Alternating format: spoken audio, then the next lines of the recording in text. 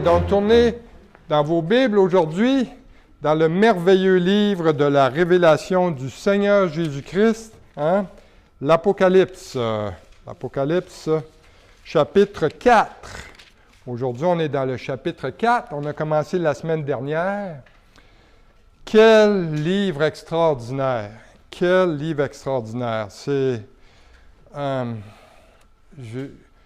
Je m'attriste à essayer de comprendre pourquoi beaucoup de chrétiens même évitent ce livre-là, alors que c'est le seul livre où il y a des bénédictions pour celui qui lit, pour celui qui entend, pour celui qui applique les paroles de la prophétie de ce livre. Et je peux vous dire une chose, c'est qu'il y a une richesse incroyable dans la révélation du Seigneur dans ce livre-là.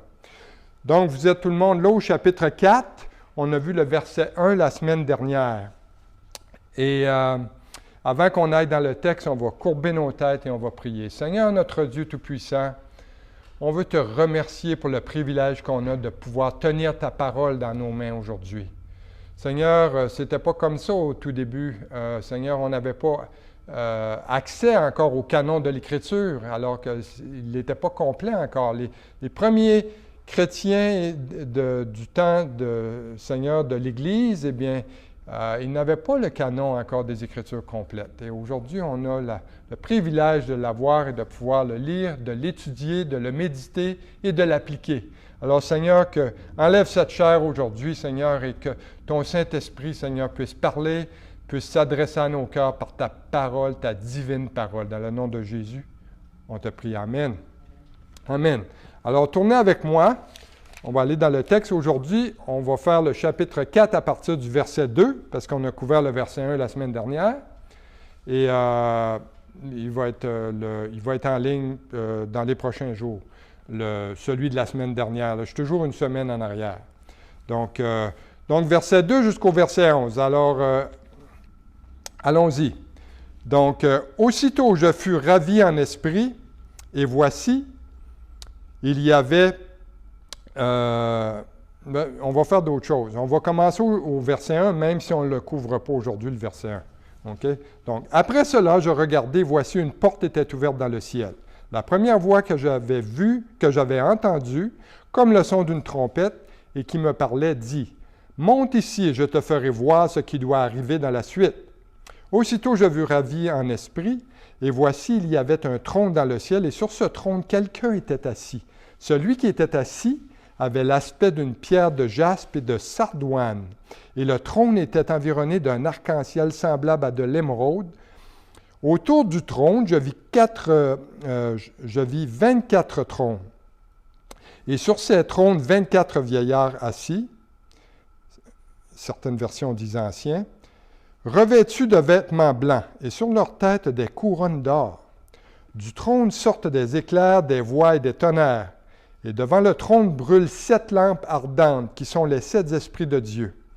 Il y a encore devant le trône comme une mer de verre semblable à du cristal. Au milieu du trône et autour du trône, il y a 4 êtres vivants remplis d'yeux devant et derrière. Le premier être vivant est semblable à un lion. Le second être vivant est semblable à un veau. Le troisième être vivant a la face d'un homme. Et le quatrième être vivant est semblable à un aigle qui vole. Les 4 êtres vivants ont chacun 6 ailes, et ils sont remplis d'yeux tout autour et au-dedans. Ils ne cessent de dire jour et nuit, « Saint, Saint, Saint est le Seigneur Dieu le Tout-Puissant, qui était, qui est et qui vient. » Quand les êtres vivants rendent gloire et honneur et action de grâce à celui qui est assis sur le trône, à celui qui vit au siècle des siècles, les 24 vieillards se prosternent devant celui qui est assis sur le trône. Et ils adorent celui qui vit au siècle des siècles.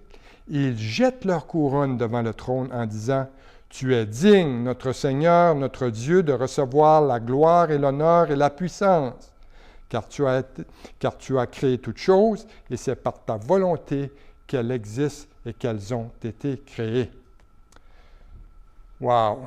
Jean nous révèle quelque chose d'extraordinaire.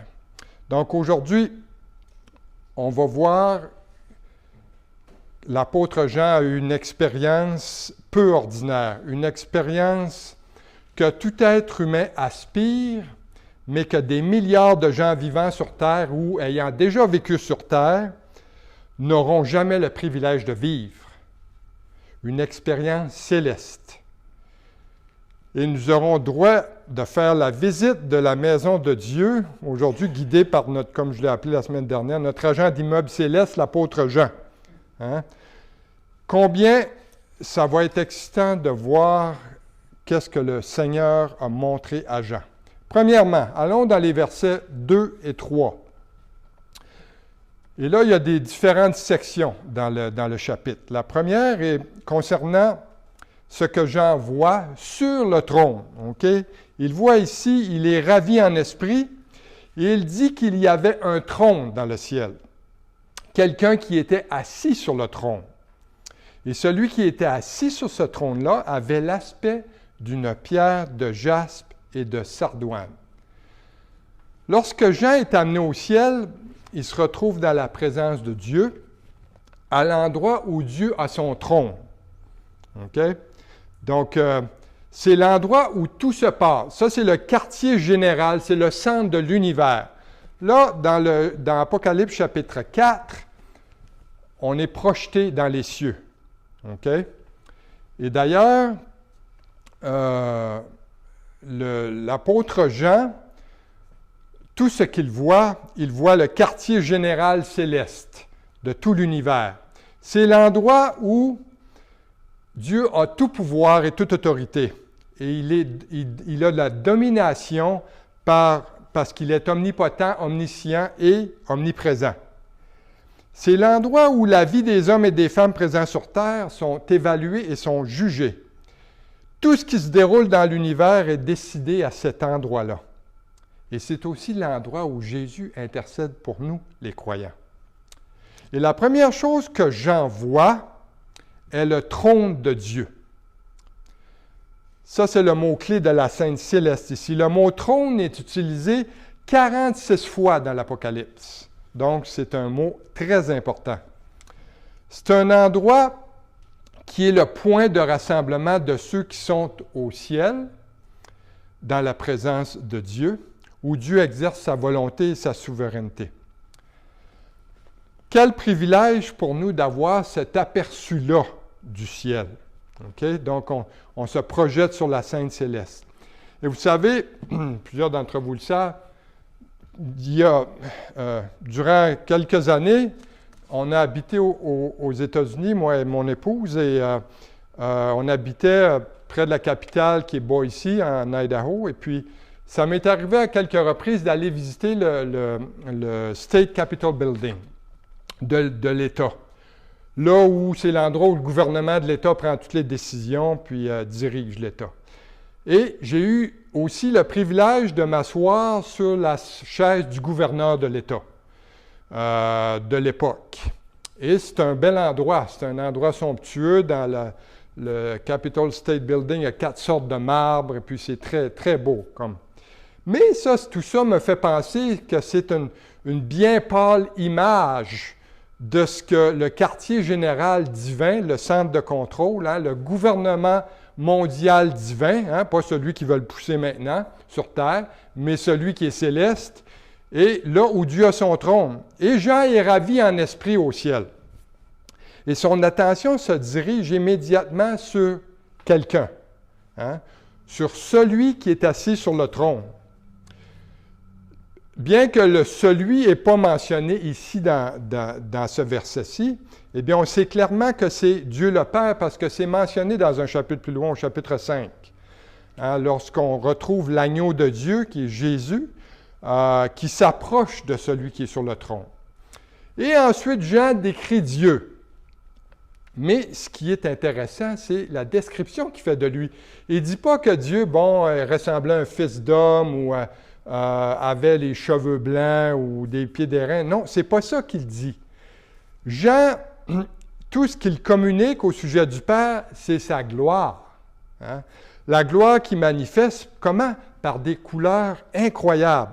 Des couleurs semblables à des pierres précieuses, qui émanent de sa lumière brillante. Et ça nous montre quelque chose. Ça nous montre que c'est parce que notre langage humain est inadéquat pour exprimer la gloire impressionnante de Dieu. Bien sûr, le Père, c'est le Père des esprits. Hein? C'est un esprit qui est pur. Et personne ne peut le voir parce qu'il transcende sa création. Et la description de Jean de la gloire du Père, ça fait en même temps écho à un autre apôtre qui est l'apôtre des gentils, l'apôtre Paul. Dans 1 Timothée 6, 14 et 16, on voit ce que Paul dit. Il dit « Je te recommande de vivre sans tache », il recommande ça à Timothée, « sans reproche jusqu'à l'apparition de notre Seigneur Jésus-Christ, que manifestera en son temps le bienheureux et seul souverain, le roi des rois et le Seigneur des seigneurs, qui seul possède l'immortalité, qui habite une lumière inaccessible, que nul homme n'a vu ni ne peut voir, à qui appartiennent l'honneur et la puissance éternelle. » Donc au verset 3, Jean décrit l'apparence de celui qui est sur le trône. Et là, il dit qu'il avait l'aspect de pierre précieuse. Hein, d'une pierre précieuse, il les nomme. Premièrement, il dit qu'il avait l'aspect du jaspe. Ce qui est intéressant, c'est le jaspe, c'est une pierre précieuse qui est claire comme du cristal. C'est comme un diamant. C'est mentionné aussi dans Apocalypse 21, 11. Il mentionne aussi la sardoine, qui est une pierre rouge comme un rubis. Et les deux pierres sont symboliques ici. On retrouve ces deux pierres-là à un endroit très intéressant dans l'Ancien Testament. Ces deux pierres-là étaient en fait les premières et les dernières pierres de l'éphod du grand souverain sacrificateur. Donc, on voit ça dans Exode 39, versets 8 à 13. Sur l'éphod du souverain sacrificateur se retrouvaient 12 pierres précieuses, représentant les 12 tribus d'Israël. Et dans la première rangée de pierres, donc, il y avait la sardoine, qui était la toute première pierre sur la poitrine du sacrificateur.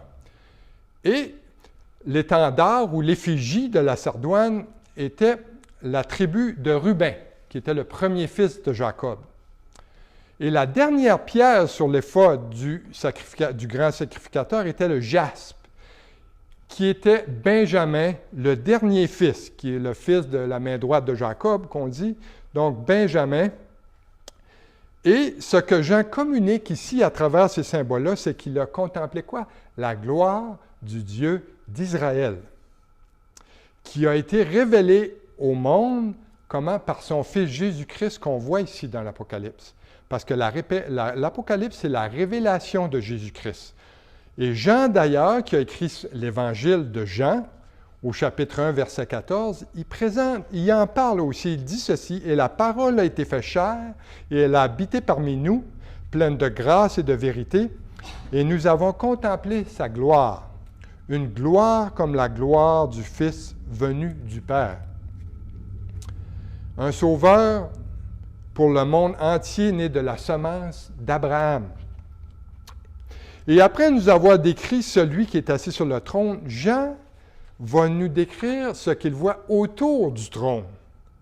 Hein, il dit au verset 3, « Et le trône était environné d'un arc-en-ciel semblable à de l'émeraude. » Tout d'abord, Jean il décrit un arc-en-ciel autour du trône de Dieu. Autour veut dire circulaire ici, c'est comme un halo. Okay? C'est-à-dire que cet arc-en-ciel-là, c'est un cercle complet. Ce n'est pas simplement un arc dans la nuit, comme on voit après un orage ici, que le soleil sort, on voit un arc-en-ciel apparaître. C'est pas ça que j'en vois. J'en vois un cercle complet, et la raison en est qu'au ciel, toutes choses sont achevées et complètes. Rappelez-vous que l'arc-en-ciel, c'était le signe de la promesse de Dieu aux humains de ne plus jamais détruire la terre par le déluge. Mais au ciel, il y a un arc-en-ciel complet autour du trône de Dieu. Ce qui veut dire que dans cette vie, on a seulement un avant-goût des promesses de Dieu. Mais lorsqu'on va être au ciel en présence de Dieu, bien, on va connaître quoi? On va connaître la plénitude de Dieu et de ses promesses. Et nos yeux vont pouvoir contempler la totalité de ses promesses. Deuxièmement, l'arc-en-ciel, ça nous rappelle que Dieu, il est miséricordieux. Hein? Il pardonne. Le premier arc-en-ciel a été donné pour nous rappeler que Dieu a promis de ne plus détruire la terre après le déluge. Okay? Donc, c'est venu après la tempête, après la colère de Dieu sur terre. Mais ici, c'est différent. Au verset 3, cet arc-en-ciel-là arrive avant la tempête, qui est la grande tribulation, qui est la colère de Dieu qui va se répandre sur la terre, et qui parle de la miséricorde de Dieu même avant son jugement final de l'homme. Et au verset 4, Jean voit quelque chose autour du trône. Hein? Verset 4 dit « Autour du trône, je vis 24 trônes, et sur ces trônes, 24 vieillards assis, revêtus de vêtements blancs, et sur leur tête des couronnes d'or. » Donc, il voit ces hommes-là. Mais qui sont ces hommes-là? On a un indice dans le livre, quand on étudie la Bible de façon expositionnelle, donc on sait que la Bible, c'est le meilleur commentaire de la Bible. Si on veut comprendre la parole de Dieu, il faut référer à d'autres livres dans la Bible. Donc ici, la référence nous est donnée en 1 Chronique 24, où on voit le roi David. Le roi David a désigné 24 classes de service parmi les sacrificateurs qui servaient dans le temple de Dieu. Et ces 24 hommes-là, désignés par David, représentaient les 24 familles de sacrificateurs appelés par Dieu pour servir dans le temple. Et rappelez-vous que Dieu a dit à Moïse que le tabernacle était un modèle terrestre de la salle du trône de Dieu au ciel.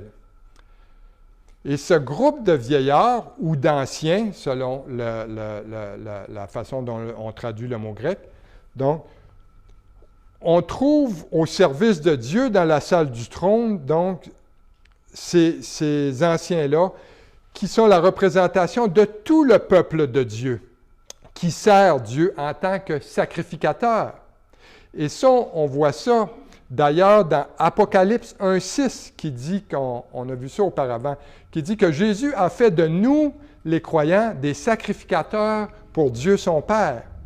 Et dans Apocalypse 5, 9 et 10, il dit la même chose, que l'agneau a racheté par son sang des hommes de toute nation et en a fait un royaume de sacrificateurs. Et certains ont suggéré aussi que le nombre 24 représente tout le peuple de Dieu, des 12 tribus d'Israël et du ministère des 12 apôtres dans le Nouveau Testament. Ce qui fait que tous ensemble, on est des sacrificateurs devant Dieu. Maintenant, j'en vois aussi quelque chose devant le trône. Hein, devant le trône, il dit qu'il voit une mer de verre, semblable à du cristal. Encore ici, c'est intéressant. L'arc-en-ciel, lui, formait un arc, vertical, un cercle vertical de couleur émeraude autour du trône. Si on se figure ça, un cercle vertical autour du trône. Et sur le plan horizontal, maintenant, le trône de Dieu est entouré d'une mer de verre semblable à du cristal. Donc, dans l'autre plan vertical et plan horizontal. Donc, c'est quoi cette chose-là? Bien, ici, dans le texte, précisément, Jean ne donne pas d'autres informations que l'emplacement puis de la couleur. Il dit que c'était devant le trône et que c'est de couleur émeraude. Cependant, on a d'autres indices pour l'expliquer. Si on va voir dans le prophète Ézéchiel au chapitre 1, verset 22, bien, le trône de Dieu est décrit comme étant installé sur un firmament, sur une étendue céleste qui ressemblait à du cristal. Et dans Apocalypse 15, 2, d'ailleurs, les saints qui seront sauvés durant la grande tribulation, qui n'est pas l'Église, se tiendront debout sur une mer de verre. Et souvenez-vous que Moïse a reçu une vision de la salle du trône de Dieu et que Dieu lui a demandé de construire une réplique terrestre sous la forme d'un tabernacle. Et dans Exode 30, Dieu a donné à Moïse le modèle de construction du tabernacle. Et Dieu lui a aussi demandé de fabriquer une cuve d'airain. L'airain, c'est tout simplement du bronze. C'est un métal précieux. Et cette cuve-là, elle contenait de l'eau pour la purification des sacrificateurs, Aaron et ses fils. Et il allait là pour se laver les mains, se laver les pieds, avant d'entrer dans la tente d'assignation, afin qu'ils ne meurent pas, pour être purifiés devant Dieu. Et ils allaient là pour le service et pour offrir les sacrifices à l'Éternel. Et plus loin dans le livre des rois, deuxième livre des rois, 2 Rois 25, cette cuve-là en bronze était appelée une mer d'airain, que Nebuchadnezzar, roi de Babylone, avec son armée, quand il a envahi Jérusalem, il est venu, donc les Chaldéens sont venus, ils ont brisé les colonnes d'airain, les bases, la mer d'airain qui était dans la maison de l'Éternel, et ils emportèrent ça à Babylone. Et dans le Nouveau Testament, les croyants de l'Église, on est aussi appelés sacrificateurs. Comme les sacrificateurs dans l'Ancien Testament, on est appelés sacrificateurs pour Dieu. Et selon l'apôtre Paul, dans sa lettre aux Éphésiens, chapitre 5, verset 26, il dit que qu'est-ce qui sanctifie maintenant le sacrificateur ou le croyant, selon Dieu? C'est sa parole. C'est la parole de Dieu. Donc ici, dans Apocalypse 4, 6, cette mer de verre-là peut être le pouvoir de purification ou de sanctification de la parole de Dieu, qui lave et qui purifie les saints, les croyants, afin qu'ils puissent s'approcher du trône de Dieu pour le servir en tant que sacrificateur. Il y a un parallèle ici. Et Jean voit aussi, il voit aussi quelque chose d'assez phénoménal. Il voit 4 êtres vivants. Hein? Il y dit qu'il voit 4 êtres vivants, qu'ils étaient remplis d'yeux devant et derrière. Le premier était semblable à un lion, le second semblable à un veau, le troisième à la face d'un homme et le quatrième était semblable à un aigle qui vole et ils avaient 6 ailes. C'est qui ces gars-là? Hein? Il y a différentes interprétations concernant l'identité de ces êtres vivants-là. Mais il y a une signification qui se rapproche drôlement de la fonction qu'ils avaient devant le trône. Regardons les différentes interprétations de ces êtres vivants-là. Premièrement, ils sont représentatifs des attributs de Dieu ou des qualités de Dieu.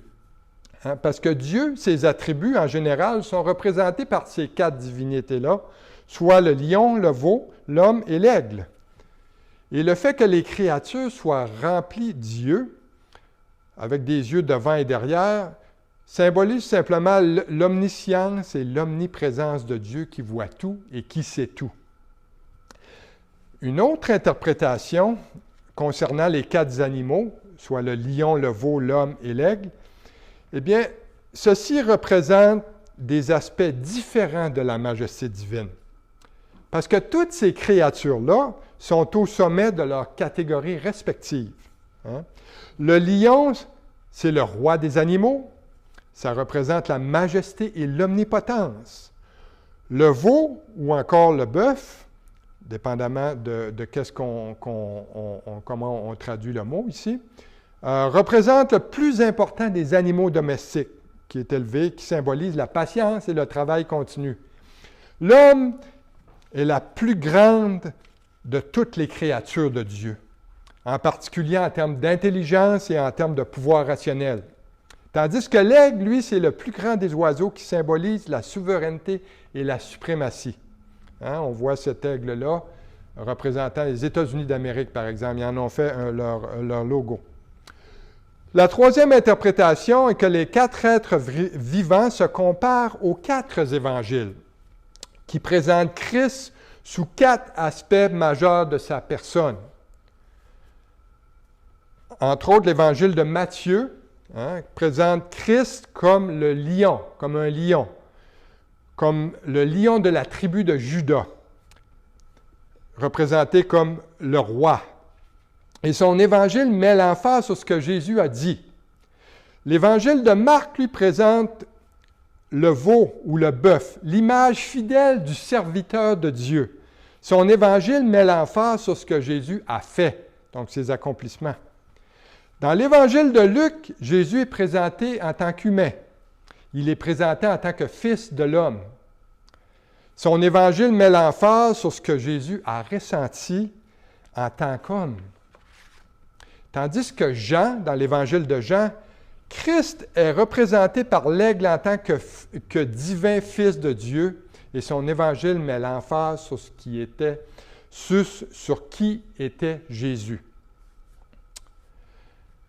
Une autre interprétation qui fait beaucoup de sens, à mon avis, c'est dans Nombre chapitre 2, concernant le tabernacle dans le désert qui était fait d'après le modèle de la salle du trône de Dieu au ciel. On sait que dans le désert, les 12 tribus d'Israël dressaient leurs tentes et leurs étendards ou leurs effigies sur les 4 côtés du tabernacle qui étaient au centre, entourés par les familles de Lévites, soit Moïse, Aaron et les sacrificateurs. Et d'ailleurs, quand vous allez, je vais mettre ça en ligne et puis j'ai des slides en ligne. Je vais vous allez pouvoir voir, visualiser qu'est-ce que j'explique ici. C'est plus difficile quand on n'a pas l'image. Il y a beaucoup de gens qui sont visuels. Mais les 12 tribus étaient divisées en 4 camps, à savoir le camp de la tribu de Juda, qui est le lion, et qui était la tête des 4 tribus avec lui. Il y avait aussi le camp de la tribu d'Éphraïm, représenté par un bœuf, et il y avait le camp de la tribu de Ruben, représenté par un homme, et le camp de la tribu de Dan, qui avait pour symbole un aigle. Donc, ceci, c'était une image terrestre des choses célestes. C'est assez impressionnant quand on voit ça sur une image, comment était réparti le tabernacle au centre, les familles de sacrificateurs autour, et les 12 tribus d'Israël réparties avec leur chef de camp. Donc, les 4 êtres vivants dans Apocalypse 4, 6 et 7 nous donnent une image physique de ce qui est invisible à l'œil nu dans les lieux célestes. Il y a une autre explication dans le contexte du texte qu'on a qui fait beaucoup de sens concernant les 4 êtres vivants, qui dit qu'ils sont tout simplement des anges. Des anges dans leur fonction, ces anges-là, dans leur fonction est d'honorer et de donner gloire à Dieu. Hein? On a un aperçu de ça dans la vision du prophète Ézéchiel au chapitre 1 et 10, où il décrit des créatures similaires qu'on appelle des chérubins. Et les chérubins sont des anges qui sont d'ailleurs présents sur l'arche de l'Alliance, qui touchent leurs ailes ensemble, qui est un modèle du ciel. Et parce qu'ils ont 6 ailes, certains auteurs comme John Walworth, lui, dit que ce pourrait être des séraphins. Mais dans le contexte présent, j'aime beaucoup l'idée des chérubins. Regardons maintenant qu'est-ce qui sort du trône au verset 5. Verset 5, il dit que du trône sortent des éclairs, des voix et des tonnerres. Eh bien, quand vous entendez du tonnerre et des éclairs, vous voyez des éclairs, à quoi vous pensez? Vous pensez qu'il y a une tempête qui s'en vient, hein? Il y a un orage qui se pointe à l'horizon. Et c'est exactement ce que sont les avertissements de tempête venant du trône de Dieu, parce que ce sont des signaux, ce sont des signes, ce sont des indications qu'une tempête arrive.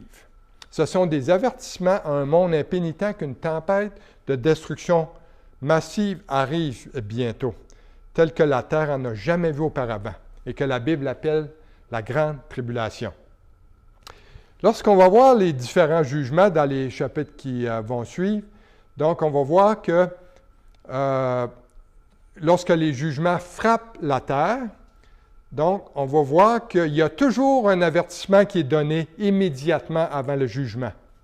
Et ces avertissements de tempête-là, ça nous rappelle que c'est Dieu qui est au pouvoir, c'est Dieu qui est au contrôle, c'est lui qui a autorité sur les jugements, et ces jugements sont justes. Et ça nous montre aussi que Dieu s'intéresse avant tout à la rédemption de l'homme et donne à chacun toutes les chances, tous les avertissements pour éviter son jugement. Il a même fait ça avec Judas, qui est celui qui l'a trahi. Hein? Lorsqu'il a trempé son pain dans le plat, et puis, Seigneur, regardez Judas, et puis Judas avait le choix de faire ce qu'il a fait. C'est sa décision qu'il a prise d'aller et de trahir son maître. Mais jusqu'à la dernière minute, durant la Sainte Seine, le Seigneur a manifesté envers Judas son offre de rédemption que Judas a rejetée. Vous savez, Dieu veut que l'homme soit sauvé. Il veut que l'homme échappe à son jugement. Et le ciel, ça, c'est pas du fake. C'est un endroit réel. D'ailleurs, Jésus en a parlé dans Matthieu 6, 19 à 21. Il a dit, « Ne vous amassez pas des trésors sur la terre où la teigne et la rouille détruisent et où les voleurs percent et dérobent, mais amassez-vous des trésors dans le ciel où la teigne et la rouille ne détruisent point et où les voleurs ne percent ni ne dérobent. Car là où est ton trésor, là aussi sera ton cœur. » Mais il y a des religions dans le monde qui nient l'existence d'un ciel littéral. On pense à tous les mouvements du Nouvel Âge ou l'hindouisme, le Krishna, le bouddhisme, le Baya. Toutes ces religions-là nient l'existence d'un ciel littéral parce qu'ils croient à la réincarnation. Pourtant, la Bible parle du ciel comme d'un lieu réel et c'est mentionné plus de 500 fois dans les Écritures. En fait, Jésus lui-même nous dit clairement dans Jean 14 que le ciel est réel. S'il ne l'avait pas été, eh bien, Jésus nous l'aurait dit. Et nous savons aussi que le point central du ciel, eh bien, c'est Dieu et son trône. Si on récapitule un peu, là, jusqu'à présent, qu'est-ce qu'on a vu? Premièrement, on a vu le trône. On a vu celui qui est assis sur le trône, celui qui se trouve autour du trône, ce qui se trouve autour du trône, ce qui sort du trône, et maintenant, on va voir ce qui se trouve devant le trône et ce que nous allons faire autour du trône. Et surtout, comment entrer dans la salle du trône au ciel.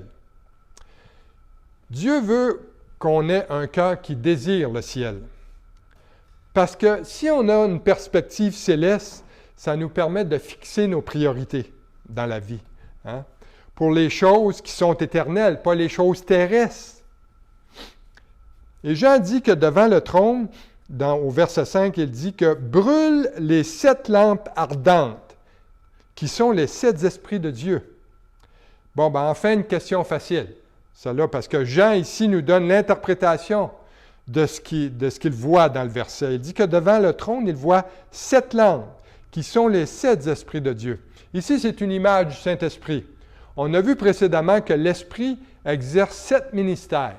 Dans Ésaïe 11, versets 2 et 3, les 7 ministères sont la sagesse, l'intelligence, le conseil, la force, la connaissance, la crainte de Dieu et le jugement. Donc, Ésaïe 11, 2 et 3. Et l'Esprit est représenté par une lampe à 7 branches, sur un même pied, dans le lieu saint. D'ailleurs, ce qui est intéressant, c'est que tous les objets de la loi mosaïque sont une représentation de la salle du trône de Dieu.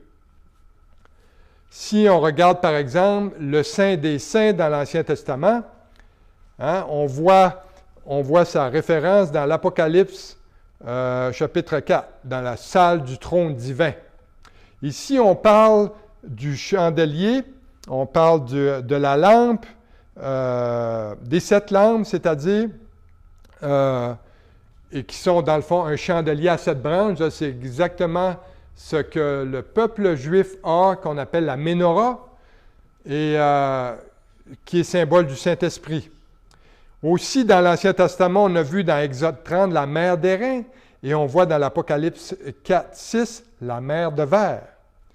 On voit dans Ézéchiel chapitre 1 et 10 les chérubins, et ici on voit les 4 êtres vivants au chapitre 4. On voit les croyants, les sacrificateurs dans l'Ancien Testament, et on voit les 24 anciens ou vieillards dans l'Apocalypse. On voit l'autel d'airain, l'autel des holocaustes dans l'Ancien Testament, et on voit l'autel, qu'on va voir l'autel dans Apocalypse 6, 9. La même chose pour l'autel des parfums dans l'Ancien Testament. On voit ici dans Apocalypse chapitre 8, verset 3 à 5, l'autel des parfums. Et finalement, on voit l'arche de l'Alliance dans l'Ancien Testament et dans le Nouveau Testament. Dans Apocalypse 11, 19, on va voir à nouveau l'arche de l'Alliance. Et ce qui est intéressant, c'est qu'aujourd'hui, il y a un institut qui s'appelle en Israël l'Institut du Temple à Jérusalem. Et ils ont refait ou reconstruit le Sanhédrin, si on veut, là. Et ils ont refait tous les ustensiles, les accessoires et les meubles du temple, à l'exception d'un seul, l'arche de l'Alliance, qui est encore cachée. Et que cette arche de l'Alliance-là a besoin d'être amenée dans le 3e temple qui va être reconstruit à Jérusalem. Et aussi, ce qu'on voit ici, c'est remarquez les 3 personnes de la Trinité dans la salle du trône. Premièrement, on voit le Père qui est sur le trône dans Apocalypse 4.3. On va voir dans Apocalypse 5.6 le Fils, l'agneau, qui est au milieu du trône.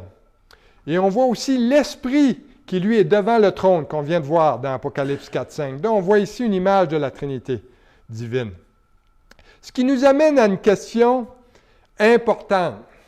Qu'est-ce qu'on va faire au ciel? Qu'est-ce qu'on va faire autour du trône? Eh bien, la réponse, elle nous est donnée dans les versets 8 à 11, qui dit que les 4 êtres vivants ont chacun 6 ailes, et ils sont remplis d'yeux tout autour et au-dedans. Ils ne cessent de dire jour et nuit, « Saint, Saint, Saint est le Seigneur Dieu, le Tout-Puissant, qui était, qui est et qui vient. » Quand les êtres vivants rendent gloire et honneur et action de grâce à celui qui est assis sur le trône, à celui qui vit au siècle des siècles, les 24 vieillards se prosternent devant celui qui est assis sur le trône et ils adorent celui qui vit au siècle des siècles. Et ils jettent leur couronne devant le trône en disant, « Tu es digne, notre Seigneur et notre Dieu, de recevoir la gloire et l'honneur et la puissance, car tu as créé toutes les choses. Et c'est par ta volonté qu'elles existent et qu'elles ont été créées. » Ici, on voit clairement ce qu'on va faire au ciel. On va louer. Hein? Ce qu'on a fait au début, là, dans notre temps d'adoration. Donc, on va louer celui qui est sur le trône. Là, ici, on le loue en esprit, mais rendu au ciel, on va le louer, on va le voir face à face. Et ici, on retrouve les 24 anciens et les 4 vivants, les 4 êtres vivants, qui louent et qui adorent Dieu sans cesse. Et ils chantent 2 hymnes, dans lesquels ils disent, ils exaltent le nom de Dieu, ils reconnaissent comme le Créateur de toutes choses et lui attribuent la gloire, l'honneur et la puissance. Ils démontrent la sincérité de leur adoration, en jetant quoi? Ce qu'ils ont de plus précieux, leur couronne devant le trône. Hein? C'est ça la véritable adoration. L'adoration véritable, là, elle est dirigée vers Dieu. Dieu est exalté par l'homme. Et les adorateurs sacrifient ce qui leur est le plus précieux, leur couronne. D'ailleurs, le mot grec pour couronne est stéphanos. Dans ce cas-ci, c'est une couronne de vainqueur, de victoire. Et d'ailleurs, la Bible parle de nombreuses couronnes qui vont être données à ceux qui servent Dieu sur terre. Hein? Il y a la couronne de justice pour ceux qui ont une vie pieuse, qui attendent la venue du Seigneur dans 2 Timothée 4.8. Il y a la couronne de gloire pour les pasteurs qui sont fidèles dans 1 Pierre 5.4. Il y a la couronne d'or pour tous les croyants dans Apocalypse 4.4. La couronne de joie pour les âmes gagnées pour Christ en 1 Thessaloniciens 2.19. Vous avez aussi la couronne incorruptible qui concerne la maîtrise de soi dans 1 Corinthiens 9.25. Vous avez aussi la couronne de vie, qui est la vie éternelle promise à ceux qui ont mis leur foi en Jésus dans Apocalypse 2.10. On a vu ça. Mais l'une des plus grandes tragédies de notre époque est que de nombreux chrétiens ont oublié c'est quoi la véritable adoration. Cette adoration-là, elle exige le don de notre vie pour notre Créateur et pour notre Sauveur. L'adoration, ce n'est pas une émotion ressentie durant la louange. Hein? Ce n'est pas le style de musique qu'on a, ce n'est pas la qualité de la musique. Ça, tout ça mis ensemble, ça fait un bon concert. Mais la véritable adoration n'a pas besoin de musique. Ce n'est pas pour l'oreille, c'est pour le cœur. Et ça, ça ne veut pas dire qu'on ne peut pas se préparer pour adorer lorsqu'on fait la louange à l'Église. C'est pas ça que ça veut dire, non. On doit honorer le Seigneur, on doit se préparer pour lui et y offrir ça comme un sacrifice de bonne odeur. Mais la vraie adoration, on la voit dans Genèse chapitre 22, où il y a un sacrifice, celui de la mort. On y voit que la vraie adoration implique toujours de donner quelque chose à Dieu, de sacrifier quelque chose pour Dieu. Et quand Isaac a demandé à son père Abraham, dans Genèse 22, il a dit ceci, il dit, « Mon père Abraham, il dit, nous avons le feu, nous avons le bois, mais où est l'offrande? Il n'y a pas d'offrande. » Donc, on peut se poser la même question en regardant notre cœur. Est-ce qu'on offre un sacrifice à Dieu dans notre temps d'adoration? Ou est-ce qu'on a simplement un bon spectacle? Un grand feu, il y a beaucoup de bois, mais il n'y a aucun sacrifice. Si c'est le cas, bien, ce n'est que du bruit, la louange. Donc, il faut, lorsqu'on chante au Seigneur, donc, c'est lui l'objet de notre adoration. Parce qu'oubliez pas, on va passer notre éternité à adorer Dieu, notre Sauveur, notre Roi, notre Seigneur. Parce que notre Jésus, c'est lui qui a donné, même jusqu'à sa propre vie, pour qu'on ait la vie éternelle, pour qu'on vive dans le ciel auprès de lui pour l'éternité. Et d'ailleurs, le ciel, ça va être un lieu d'adoration joyeuse et constante, un lieu d'une beauté et d'une splendeur indescriptible, hein, comme on a vu ici dans le chapitre 4 et dans les précédents. Un lieu rempli de la présence de Dieu, un lieu où on va servir notre roi et un lieu de gloire. C'est le lieu, en fait, où chaque être humain aspire. Donc, en terminant, il y a juste une question à se poser. Il y a une vraie question à se poser. En fait, la plus importante question à se poser, elle est celle-ci. Comment entrer au ciel? Eh bien, comment entrer au ciel? C'est sur invitation seulement. Et celui qui vous invite, c'est Jésus. Il vous invite personnellement, par votre nom, à habiter en sa présence. Mais il y a une condition essentielle pour être invité au ciel. Premièrement, vous devez reconnaître que c'est impossible pour vous d'entrer au ciel par vos propres mérites ou vos propres efforts. Vous devez reconnaître que vous avez offensé Dieu par vos péchés et vous devez vous repentir. C'est ça la condition. Vous devez croire que dans votre cœur que Jésus, premièrement, c'est le Fils de Dieu, le Dieu Tout-Puissant, qu'il est ressuscité des morts et qu'il a seul le pouvoir de sauver votre âme et de vous amener au ciel. Et d'ailleurs, c'est en naissant de nouveau que vous allez recevoir le billet d'entrée pour le ciel. Et pour ceux qui sont déjà nés de nouveau, eh bien, le message de Jésus pour vous, c'est celui-ci. Monte ici. Mais avant qu'il dit que je t'appelle, le Seigneur, il dit, prépare ton cœur. Commence déjà à m'adorer sur terre. Et prépare-toi, car je viens bientôt. Amen. Prions. Seigneur notre Dieu,